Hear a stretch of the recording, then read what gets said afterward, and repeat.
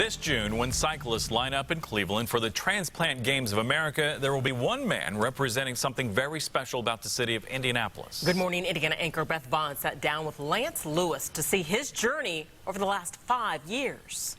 How valuable is a single breath? To Lance Lewis, a breath is priceless. Breathing was nearly impossible 5 years ago. My lung function at the time of transplant was 18%.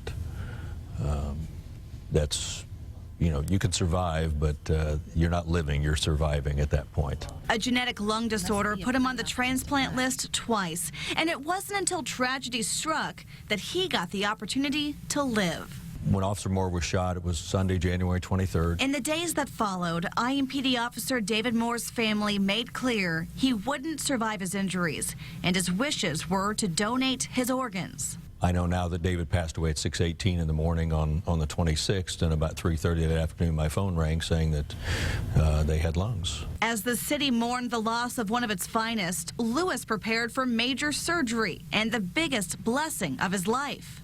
Even 5 years later, do you find yourself taking a really big deep breath just to feel what it feels like? Has that not lost its novelty? No, yeah, it's still pretty neat because it was impossible before.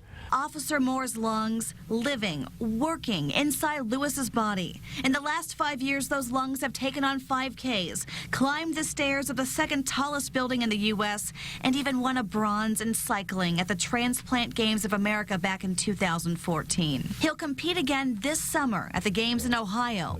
Living life is part of keeping a promise he made to the Moore family. Made the best use of his gift that he could. A friendship began with that lung donation, but these two families had actually bumped paths 29 years before. Lewis's son was born at the same hospital as Officer David Moore within days of each other. As my son pointed out, he said, it's, just think about it. You could have been standing there looking in the window at a baby who was going to save your life 29 years later. And it's like, wow. A coincidence or fate? Lewis points to God. And because of that, this unlikely pair of friends has a strong message for you. The need is overwhelming. Put that heart on the card. In other words, let people know you want to be a donor. Talk to your family.